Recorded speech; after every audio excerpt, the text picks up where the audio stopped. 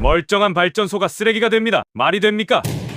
전 세계 수천조 원의 자산이 하루아침에 쓰레기가 될 위기에 처했습니다. 런던의 에너지 분석가들이 침묵에 빠진 그때 단 한 나라만이 다른 길을 걷고 있었습니다. 바로 대한민국입니다. 모두가 수소를 어떻게 실어올지 고민할 때 한국은 그 수소를 태워 거대한 도시를 돌릴 심장인 수소 터빈에 승부수를 던졌습니다. 일본이 150조를 들여 수소기를 닦는 동안 한국은 세계 최초로 가스 밸브를 완전히 잠근 채 100% 수소만으로 터빈을 돌려버렸습니다. 전 세계 발전소의 운명을 손에 쥔 한국의 이 압도적인 역전극, 그 전율 돋는 내막을 지금 공개합니다. 멀쩡한 발전소가 쓰레기가 됩니다. 말이 됩니까? 아직 수십 년 수명이 남았습니다. 지금 이 순간도 전기를 뽑아내고 있습니다. 그런데 하루아침에 법이 바뀝니다. 그 순간부터 그건 자산이 아닙니다. 철거 비용입니다. 전 세계에서 지금 그 일이 벌어지고 있습니다. 그것도 수천기 규모로. 저는 그 현장에 있었습니다. 런던 시내 호텔 회의실이었습니다. 유럽과 중동 최대 에너지 기업 최고 경영자들이 한자리에 모였습니다. 평소 같으면 시작 전부터 웅성거렸죠. 그날은 달랐습니다. 자리에 앉는 순간부터 아무도 말이 없었습니다. 테이블 위에 자료가 펼쳐졌습니다. 다들 그걸 내려다봤습니다. 눈을 들지 않았습니다. 한 최고 경영자가 겨우 입을 열었습니다. 지금 우리 자산 중 얼마나 위험합니까? 침묵이었습니다. 아무도 대답하지 못했습니다. 저도 마찬가지였죠. 저는 데이비드 톰슨입니다. 런던에서 에너지 전략을 분석합니다. 30년째입니다. 북해 석유, 중동 액화천연가스, 유럽 탄소 중립 정책, 수백조 규모 프로젝트의 투자 여부를 결정해왔습니다. 숫자가 맞으면 간다. 안 맞으면 안 간다. 그게 제 30년이었습니다. 그날 숫자가 맞지 않았습니다. 보고서를 보십시오. 전 세계 액화천연가스 발전소 좌초 자산 예상 규모 수천조 원.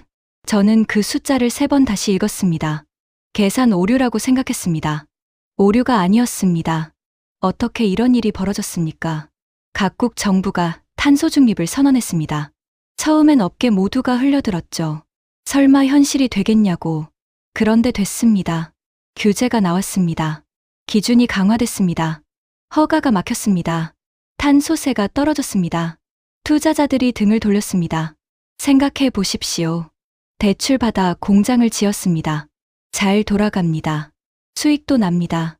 그런데 어느 날 공무원이 찾아와 이렇게 말합니다. 내일부터 운영 못합니다. 대출은 그대로입니다. 직원들은 거리에 나섭니다. 공장은 이제 자산이 아닙니다. 철거 비용입니다. 어떻게 하자는 겁니까? 지금 이게 현실입니다. 다시 그 회의실입니다. 침묵이 길어졌습니다. 제 옆에 앉은 독일 기업 최고 경영자가 낮게 말했습니다. 해결책이 있습니까? 저는 그날 밤 사무실로 돌아와 분석 모델을 전부 돌렸습니다. 신규 발전소, 비용 폭탄이었습니다. 재생에너지 전환, 기저 부하를 감당 못했습니다. 탄소 포집, 상용화가 안 됐습니다. 선택지를 지웠습니다. 또 지웠습니다. 또 지웠습니다. 없었습니다. 답이 없었습니다. 외신이 쏟아졌습니다. 파이낸셜 타임스가 먼저 터뜨렸습니다. 전 세계 좌초 자산이 수조 달러를 증발시킬 수 있다고 했습니다. 블룸버그도 나왔습니다. 가스 발전소가 하룻밤 사이 가치를 잃을 수 있다고 했습니다. 저는 그 기사들을 출력해서 나란히 펼쳐놨습니다. 다른 회사, 다른 기자, 다른 나라. 그런데 결론은 똑같았습니다. 답이 없다는 겁니다. 동료가 커피를 가져오며 물었습니다. 답 나왔습니까? 저는 고개를 저었습니다. 처음이었습니다. 30년 만에 처음으로 고개를 저었습니다. 그때 인턴이 문을 두드렸습니다. 보조 리포트를 들고 왔죠. 저는 귀찮다는 듯 손을 내밀었습니다. 그런데 첫 줄을 읽는 순간 손이 멈췄습니다.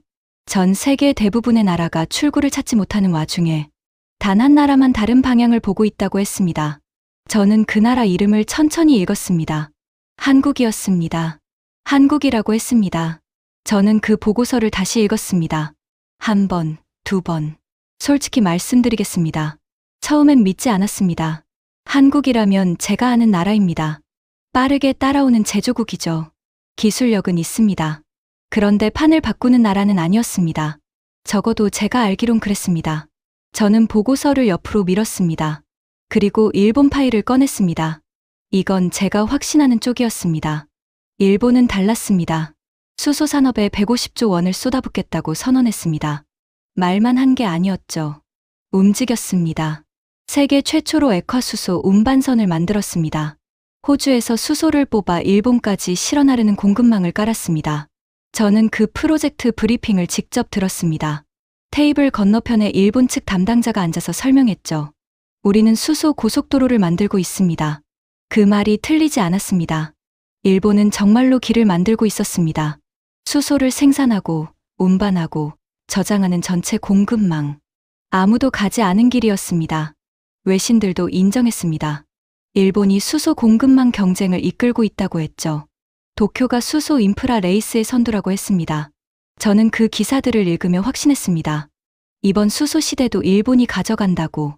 그런데 보고서가 계속 마음에 걸렸습니다. 한국이 다른 방향을 보고 있다는 그 첫 줄. 저는 결국 다시 집어들었습니다. 읽기 시작했습니다. 그리고 한 문장에서 멈췄습니다. 한국은 수소를 만드는 쪽이 아니라 수소를 태우는 쪽에 집중하고 있다고 했습니다. 저는 그 문장을 다시 읽었습니다. 수소를 태우는 쪽. 터빈, 발전소, 수소 혼소 기술. 저는 잠시 생각했습니다.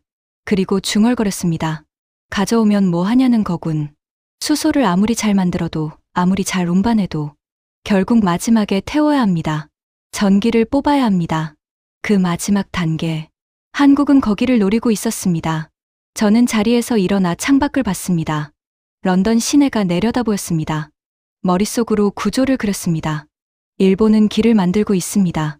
한국은 그 길 끝에서 기다리고 있습니다. 그런데 그게 말이 됩니까? 공급망을 쥔 쪽이 강한 겁니다. 상식적으로 일본이 유리합니다. 저는 다시 자리에 앉았습니다. 그런데 이상했습니다. 보고서 수치가 계속 눈에 걸렸습니다. 한국 기업들의 수소 터빈 관련 수주 움직임, 글로벌 발전사들의 문의 건수, 숫자가 예상보다 컸습니다. 저는 동료를 불렀습니다. 이 수치 확인해 봤습니까? 동료가 고개를 끄덕였습니다. 맞습니다. 저도 처음엔 오류인 줄 알았습니다. 저는 보고서를 덮었습니다. 그리고 한국 관련 자료를 전부 요청했습니다. 뭔가 잘못 돌아가고 있었습니다. 제가 알던 판이 아니었습니다. 자료가 쌓였습니다. 책상 위에 한국 관련 보고서가 수북이 올라왔습니다. 저는 커피도 마시지 않고 읽었습니다. 한 장, 두 장, 세 장. 읽을수록 이상했습니다. 제가 알던 한국이 아니었습니다. 다시 처음으로 돌아가겠습니다. 일본의 질문은 이겁니다. 수소를 어떻게 만들고 어떻게 운반할 것인가? 공급망을 어떻게 장악할 것인가? 그래서 150조를 쏟아부었습니다. 액화수소 운반선을 만들었습니다. 호주에서 일본까지 수소를 실어 나르는 길을 깔았습니다. 완벽한 전략이었습니다. 그런데 한국의 질문은 달랐습니다. 수소를 가져오면 뭐 하냐는 겁니다. 저는 그 질문이 처음엔 이해가 안 됐습니다. 당연한 거 아닙니까? 가져와서 태우는 거죠. 그런데 한국은 거기서 멈추지 않았습니다. 태우는 게 문제라는 겁니다. 수소는 태우기가 극도로 까다롭습니다. 연소 속도가 천연가스보다 8배 빠릅니다. 조금만 잘못 다뤄도 역화가 일어납니다. 불꽃이 거꾸로 튑니다. 발전소 터빈이 통째로 날아갈 수 있습니다. 그래서 세계가 손을 놓고 있었습니다. 공급망은 깔고 있는데 정작 그 수소를 안전하게 태울 터빈이 없었습니다. 일본도 이 문제를 알고 있었습니다. 미국도 알고 있었습니다. 유럽도 알고 있었습니다. 다들 알면서도 풀지 못했습니다. 한국은 그 문제를 정면으로 들어갔습니다. 저는 보고서를 읽으며 중얼거렸습니다. 이건 순서가 다른 게 아니라 판 자체가 다른 거군. 일본은 수소를 가져오는 길을 만들었습니다. 한국은 그 수소를 실제로 쓸 수 있게 만드는 심장을 만들려 했습니다. 길이 아무리 잘 깔려 있어도 심장이 없으면 수소 경제는 돌아가지 않습니다. 저는 자료를 덮고 생각했습니다. 문제는 기술이 아니었습니다. 순서였습니다. 그런데 여기서 의문이 생겼습니다. 전 세계가 손을 놓은 문제입니다. 기술적으로 극도로 어렵습니다. 한국이라고 다를 이유가 없습니다. 저는 동료에게 물었습니다. 한국이 실제로 이걸 풀었습니까? 아니면 도전만 하고 있는 겁니까? 동료가 보고서 한 장을 내밀었습니다. 직접 보십시오. 저는 그 페이지를 펼쳤습니다. 충남 대산 실증 데이터였습니다. 숫자들이 나열돼 있었습니다. 저는 그 숫자들을 천천히 읽어 내려갔습니다. 손가락으로 짚어가며 읽었습니다. 그리고 멈췄습니다. 이게 실제 데이터입니까? 동료가 대답했습니다. 실제입니다. 저는 그 페이지를 한참 들여다봤습니다. 30년 동안 수없이 많은 실증 데이터를 봐왔습니다. 그런데 이건 달랐습니다. 제가 불가능하다고 생각했던 수치였습니다. 창밖을 봤습니다. 런던 하늘이 흐렸습니다. 저는 천천히 생각했습니다. 일본은 길을 만들었습니다. 한국은 그 길 위에서 돈을 버는 구조를 만들고 있었습니다. 그것도 아무도 풀지 못한 방식으로. 뭔가 잘못 돌아가고 있다는 느낌. 그게 확신으로 바뀌기 시작했습니다. 제 분석이 틀렸을 수도 있다는 겁니다. 수소는 악마의 연료입니다. 제가 처음 이 말을 들은 건 10년도 더 됐습니다. 유럽의 한 에너지 컨퍼런스였죠. 단상의 선독일 엔지니어가 청중을 향해 단호하게 말했습니다. 수소는 다룰 수 있는 연료가 아닙니다. 그때 저는 그 말을 흘려들었습니다. 기술은 언젠가 따라온다고 생각했죠. 그런데 한국 자료를 파고들수록 그 독일 엔지니어의 말이 자꾸 떠올랐습니다. 이유가 있습니다. 설명해 드리겠습니다. 수소는 가볍습니다. 모든 원소 중에 가장 가볍죠. 그게 문제입니다. 가볍다는 건 빠르다는 겁니다. 연소 속도가 천연가스보다 8배 빠릅니다. 8배. 터빈 안에서 불꽃이 번지는 속도가 그만큼 빠르다는 겁니다. 터빈은 그 속도를 버티도록 설계돼 있지 않습니다. 그러면 어떻게 됩니까? 역화가 일어납니다. 불꽃이 거꾸로 튑니다. 연소실 안에서 폭발이 일어납니다. 수천억짜리 터빈이 한순간에 고철이 됩니다. 인명사고가 납니다. 발전소 전체가 위험해집니다. 이게 말입니까? 발전입니까? 실제로 사고가 났습니다. 수소 혼소 실험을 하던 발전소에서 터빈이 손상됐습니다. 가동을 멈춰야 했죠. 복구 비용만 수백억 원이었습니다. 그 소식이 업계에 퍼지자 다들 손을 놓았습니다. 굳이 이걸 건드릴 이유가 없다는 겁니다. 문제가 또 있었습니다. 수소는 태울 때 질소산화물이 나옵니다. 탄소는 안 나옵니다. 그래서 친환경이라고 하죠. 그런데 질소산화물이 문제입니다. 이건 미세먼지의 원료입니다. 탄소 문제를 해결하려다 미세먼지 문제를 키우는 겁니다. 저는 이 부분에서 보고서를 덮은 적이 있습니다. 앞뒤가 안 맞는 구조였습니다. 외신들도 그 문제를 짚었습니다. 극도의 연소 기술 문제, 폭발 위험이라는 장벽, 기사들이 쏟아졌습니다. 저도 그 기사들을 읽으며 고개를 끄덕였습니다.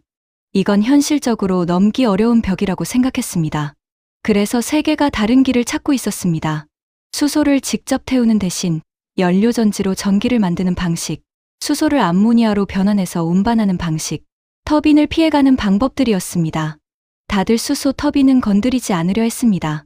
너무 위험했습니다. 너무 어려웠습니다. 저는 그게 맞다고 생각했습니다. 그런데 한국은 정면으로 들어갔습니다. 저는 그게 이해가 안 됐습니다. 왜 굳이 가장 어려운 길을 택했습니까? 돌아가는 길이 있는데. 저는 동료에게 물었습니다. 왜 터빈입니까? 다른 방법도 있지 않습니까? 동료가 잠시 생각하더니 대답했습니다. 터빈이 심장이기 때문입니다. 저는 그 말이 바로 이해되지 않았습니다. 동료가 이어서 말했습니다. 지금 전 세계에 액화천연가스 발전소가 수천 기 있습니다. 그 발전소들이 전부 터빈으로 돌아갑니다. 수소 터빈이 완성되면 그 발전소들을 전부 교체할 필요가 없습니다. 기존 발전소에 그냥 꽂아 넣으면 됩니다. 저는 그 말을 듣고 잠시 멈췄습니다. 수천 기, 기존 발전소, 교체 불필요. 숫자가 머릿속에서 굴러가기 시작했습니다. 수소 터빈 하나가 완성되면 그건 단순한 기술이 아닙니다. 전 세계 수천 기 발전소의 업그레이드 수요가 한꺼번에 열립니다. 좌초자산 위기에 빠진 발전소들이 다시 살아납니다. 그 발전소들이 전부 고객이 됩니다. 저는 천천히 말했습니다. 이건 기술 경쟁이 아닙니다. 시장 구조를 바꾸는 겁니다. 동료가 고개를 끄덕였습니다. 저는 다시 한국 자료를 펼쳤습니다. 이번엔 다른 눈으로 읽었습니다. 아까는 기술 보고서로 읽었습니다. 이번엔 시장 보고서로 읽었습니다. 전혀 다른 그림이 보였습니다. 한국은 가장 어려운 길을 택한 게 아니었습니다. 가장 큰 시장이 열리는 길을 택한 겁니다. 수소를 만드는 나라가 되는 게 아니라 수소를 실제로 쓸 수 있게 만드는 나라가 되는 것. 그게 한국의 전략이었습니다. 저는 보고서를 덮었습니다. 그리고 혼자 중얼거렸습니다. 문제는 기술이 아니었습니다. 저였습니다. 제가 잘못된 질문을 하고 있었습니다. 한화라는 이름이 보고서에 등장했습니다. 저는 그 이름을 알고 있었습니다. 방산, 건설, 금융. 한국의 대형 그룹이죠. 그런데 에너지 터빈 분야에서 이 이름을 볼 거라곤 생각하지 못했습니다. 저는 보고서를 계속 읽었습니다. 방산, 한화에어로스페이스. 방산, 항공기 엔진을 만드는 곳이었습니다. 저는 잠시 멈췄습니다. 항공기 엔진, 그리고 수소 터빈. 연결이 됐습니다. 항공기 엔진은 극도로 정밀합니다. 고온, 고압, 고속 환경에서 작동해야 합니다. 그 기술이 수소 터빈과 맞닿아 있었습니다. 생각해 보십시오. 수소의 문제가 뭐였습니까? 연소 속도가 너무 빠릅니다. 역화가 일어납니다. 폭발 위험이 있습니다. 그런데 항공기 엔진은 이미 그 극한 환경을 다루는 기술입니다. 한화는 그 기술을 수소 터빈에 적용하려 했습니다. 저는 동료에게 말했습니다. 이게 말이 됩니까? 항공 엔진 기술로 수소 터빈을 만든다는 겁니까? 동료가 대답했습니다. 이미 만들었습니다. 저는 보고서를 빠르게 넘겼습니다. 충남 대산, 실증 현장이었습니다. 한화가 그곳에서 수소 운소 실험을 했습니다. 천연가스에 수소를 섞어서 태우는 방식이었죠. 처음엔 수소 비율을 낮게 잡았습니다. 그리고 조금씩 올렸습니다. 숫자가 나왔습니다. 수소 혼소율 60%. 저는 그 숫자를 보고 손가락으로 짚었습니다. 다시 읽었습니다. 60%. 세계 최고 수준이었습니다. 유럽과 미국의 주요 터빈 제조사들이 수십 년 동안 도전해온 수치였습니다. 그 벽을 한화가 넘었습니다. 저는 자리에서 일어났습니다. 이건 우연이 아닙니다. 운이 아닙니다. 항공 엔진 기술이라는 30년 축적된 기반이 있었기에 가능한 수치였습니다. 저는 그걸 알고 있었습니다. 그래서 더 충격이었습니다. 외신이 나왔습니다. 한화가 혼소 기술 돌파구를 만들었다고 했습니다. 기록적인 혼소 성공이라고 했습니다. 저는 그 기사를 출력해서 책상 위에 올려놨습니다. 그리고 한참을 들여다봤습니다. 불가능을 쪼갰습니다. 한 번에 무너뜨린 게 아닙니다. 단계적으로 잘라냈습니다. 수소 비율을 조금씩 높이면서 역화를 제어하는 기술을 하나씩 쌓아갔습니다. 그게 핵심이었습니다. 동료가 옆에서 말했습니다. 그런데 이건 시작입니다. 저는 고개를 들었습니다. 무슨 말입니까? 동료가 보고서 다음 장을 펼쳤습니다. 60%에서 멈추지 않았습니다. 저는 그 페이지를 받아 들었습니다. 다음 목표가 적혀 있었습니다. 100%. 수소만으로 터빈을 돌리는 것. 천연가스를 완전히 끊어내는 것. 저는 그 목표를 읽으며 잠시 생각했습니다. 말이 됩니까? 60%도 세계 최고였습니다. 그런데 100%를 노린다는 겁니까? 저는 보고서를 덮었습니다. 30년 동안 저는 수없이 많은 기업들의 목표를 봐왔습니다. 대부분 포장이었습니다.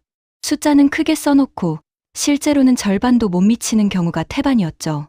저는 그래서 목표보다 현재 수치를 봤습니다. 실적을 봤습니다. 그런데 한화는 이미 60%를 만들었습니다. 저는 창밖을 봤습니다. 런던 하늘이 여전히 흐렸습니다. 머릿속에서 숫자들이 움직이기 시작했습니다. 전 세계 액화천연가스 발전소 수천 기, 좌초 자산 위기, 수소 터빈 수요, 한화의 혼소 기술, 퍼즐이 맞춰지기 시작했습니다. 저는 혼자 중얼거렸습니다. 이건 우연이 아니다. 가스 밸브를 잠갔습니다. 완전히 천연가스 공급을 끊어버렸습니다. 터빈 앞에서 수소만 남았습니다. 저는 그 장면을 보고서에서 읽으며 숨을 참았습니다. 이건 실험이 아니었습니다. 선언이었습니다. 설명해 드리겠습니다. 60%에서 멈추지 않았습니다. 한화는 계속 밀어붙였습니다. 수소 비율을 올렸습니다. 70%, 80%, 90%. 매 단계마다 역화 위험이 커졌습니다. 매 단계마다 폭발 가능성이 높아졌습니다. 엔지니어들이 터빈 앞에 섰습니다. 수치를 올렸습니다. 데이터를 봤습니다. 다시 올렸습니다. 그리고 가스 밸브를 완전히 잠갔습니다. 100% 수소. 터빈이 돌아갔습니다. 역화가 일어나지 않았습니다. 폭발이 없었습니다. 전기가 나왔습니다. 탄소 배출은 없었습니다. 질소산화물 수치도 기준 이하였습니다. 저는 그 데이터를 보며 자리에서 일어났습니다. 말이 됩니까? 전 세계가 불가능하다고 했습니다. 유럽의 네로라 하는 터빈 제조사들이 손을 놨습니다. 미국의 기술 기업들이 다른 길을 찾았습니다. 그런데 한화가 해냈습니다. 외신이 터졌습니다. 세계 최초 100% 수소 터빈, 탄소 배출 제로에 근접한 수치, 기사들이 쏟아졌습니다. 저는 그 기사들을 하나씩 읽었습니다. 다른 회사, 다른 나라, 다른 언론. 그런데 결론은 하나였습니다. 한국이 해냈다는 겁니다. 저는 동료를 불렀습니다. 이 결과가 실제 상용 규모입니까? 실험실 수치가 아닙니까? 동료가 대답했습니다. 실제 발전소 터빈입니다. 실험실이 아닙니다. 저는 잠시 말이 없었습니다. 실험실과 현장은 다릅니다. 통제된 환경에서 나온 숫자와 실제 발전소에서 나온 숫자는 완전히 다릅니다. 30년 동안 실험실 수치만 믿다가 현장에서 무너진 프로젝트를 저는 수없이 봤습니다. 그래서 저는 항상 현장 데이터만 봤습니다. 현장이었습니다. 실제 터빈이었습니다. 저는 책상 위에 앉아서 계산을 시작했습니다. 전 세계 액화천연가스 발전소, 수천 기, 그 발전소들이 전부 이 터빈으로 교체된다면 시장 규모가 머릿속에서 펼쳐졌습니다. 숫자가 커졌습니다. 계속 커졌습니다. 저는 펜을 내려놨습니다. 이건 기술의 승리가 아닙니다. 시장의 문이 열린 겁니다. 좌초 자산 위기에 빠진 발전소들이 이 터빈 하나로 다시 살아납니다. 탄소 규제를 피할 수 있습니다. 폐쇄 명령을 피할 수 있습니다. 발전소 주인들이 이 터빈을 외면할 이유가 없습니다. 동료가 말했습니다. 이제 어떻게 보십니까? 저는 잠시 생각했습니다. 그리고 천천히 말했습니다. 가스 밸브를 잠근 게 아닙니다. 판을 바꿔버린 겁니다. 동료가 조용히 고개를 끄덕였습니다. 저는 보고서를 덮었습니다. 그리고 처음으로 인정했습니다. 제가 틀렸다고. 일본이 길을 만드는 동안 한국은 그 길의 심장을 만들었습니다. 수소를 운반하는 나라가 강한 게 아니었습니다. 수소를 실제로 쓸 수 있게 만드는 나라가 강한 겁니다. 저는 창밖을 봤습니다. 그런데 보고서가 거기서 끝나지 않았습니다. 동료가 다음 장을 펼쳤습니다. 두산입니다. 두산이라는 이름이 나왔습니다. 저는 이 이름도 알고 있었습니다. 중공업, 발전소 설비, 오랜 제조 기업이죠. 그런데 보고서에서 두산 옆에 붙은 단어가 낯설었습니다. 인공지능이었습니다.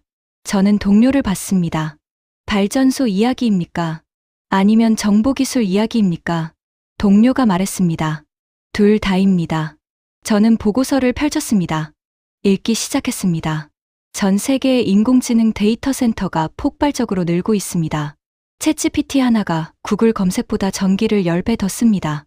인공지능 서비스 하나가 돌아가려면 거대한 데이터 센터가 필요합니다. 그 데이터 센터에 전기를 안정적으로 공급하는 것. 그게 지금 전 세계 에너지 기업들의 가장 큰 숙제였습니다. 문제가 있었습니다. 재생에너지는 불안정합니다. 해가 없으면 태양광이 멈춥니다. 바람이 없으면 풍력이 멈춥니다. 데이터 센터는 단 1초도 멈추면 안 됩니다. 그래서 기저부하가 필요합니다. 24시간 끊김없이 전기를 공급하는 발전소. 그게 액화천연가스 발전소였죠. 그런데 탄소 규제가 그 발전소를 죽이고 있었습니다. 딜레마였습니다. 인공지능은 전기가 필요합니다. 전기는 안정적인 발전소가 필요합니다. 안정적인 발전소는 탄소를 뿜습니다. 탄소는 규제를 받습니다. 어떻게 하자는 겁니까? 두산 에너빌리티가 그 딜레마 한가운데 들어갔습니다. 초대형 수소 터빈이었습니다. 270메가와트급. 저는 그 숫자를 보고 멈췄습니다. 270메가와트. 중소도시 하나에 전기를 공급할 수 있는 규모입니다. 그걸 수소로 돌린다는 겁니다. 탄소 없이 24시간 안정적으로. 저는 동료에게 물었습니다. 이게 실제 개발 중입니까? 계획입니까? 동료가 대답했습니다. 이미 실증 단계입니다. 저는 보고서를 빠르게 넘겼습니다. 수치들이 나열돼 있었습니다. 발전 효율, 질소산화물 배출량, 연속 운전 시간. 저는 그 숫자들을 하나씩 짚었습니다. 말이 됩니까? 이 규모의 터빈을 수소로 돌린다는 겁니다. 그것도 인공지능 데이터 센터에 안정적으로 전기를 공급할 수 있는 수준으로. 외신이 나왔습니다. 두산이 인공지능 전력 시장을 노린다고 했습니다. 수소 기저 부하 솔루션이라고 했습니다. 저는 그 기사를 읽으며 생각했습니다. 이건 발전소 이야기가 아닙니다. 인공지능 시대의 전력 인프라 이야기입니다. 전 세계가 인공지능으로 달려가고 있습니다. 그 인공지능을 돌리려면 전기가 필요합니다. 그 전기를 탄소 없이 안정적으로 공급하는 방법. 두산이 그 답을 만들고 있었습니다. 저는 자리에 앉아 생각했습니다. 선택이 아닙니다. 필수입니다. 인공지능을 포기할 나라는 없습니다. 데이터 센터를 멈출 기업은 없습니다. 그 전기를 공급할 방법이 두산의 수소 터빈이라면 이건 멈추지 않습니다. 동료가 조용히 말했습니다. 그런데 여기서 끝이 아닙니다. 저는 고개를 들었습니다. 아직 더 있습니까? 동료가 보고서 마지막 장을 펼쳤습니다. 하늘입니다. 그리고 바다입니다. 하늘과 바다라고 했습니다. 저는 그 말이 처음엔 이해가 안 됐습니다. 터빈 이야기를 하다가 갑자기 하늘과 바다입니까? 저는 동료가 내민 보고서 마지막 장을 받아 들었습니다. 읽기 시작했습니다. 그리고 손이 멈췄습니다. 영하 253도였습니다. 저는 그 숫자를 다시 읽었습니다. 영하 253도. 우주 공간의 온도가 영하 270도입니다. 그보다 겨우 17도 높은 온도. 지구상에서 자연적으로 존재하지 않는 극저온입니다. 한국기계연구원이 그 온도에서 수소 엔진을 돌렸습니다. 왜 그 온도입니까? 설명해 드리겠습니다. 수소는 기체입니다. 부피가 큽니다. 비행기에 싣기 어렵습니다. 배에 싣기도 어렵습니다. 그런데 영하 253도로 냉각하면 액체가 됩니다. 부피가 800분의 1로 줄어듭니다. 그걸 연료로 쓰는 엔진. 그게 항공과 선박의 미래입니다. 저는 보고서를 계속 읽었습니다. 비행기가 나왔습니다. 전 세계 항공산업의 탄소 배출량은 전체 배출량의 약 3%입니다. 작아 보입니까? 아닙니다.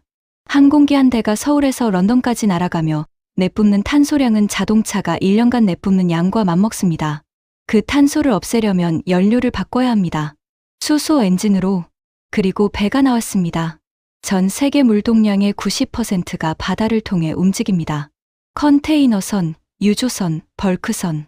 그 배들이 전부 중유를 태웁니다. 가장 더러운 연료입니다. 항구 근처 도시들의 대기오염 주범입니다.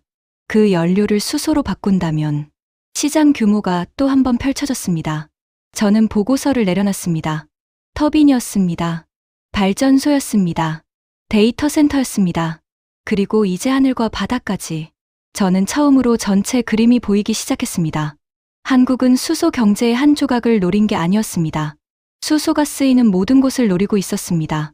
땅에서 전기를 만들고, 하늘에서 비행기를 날리고, 바다에서 배를 움직이는 것.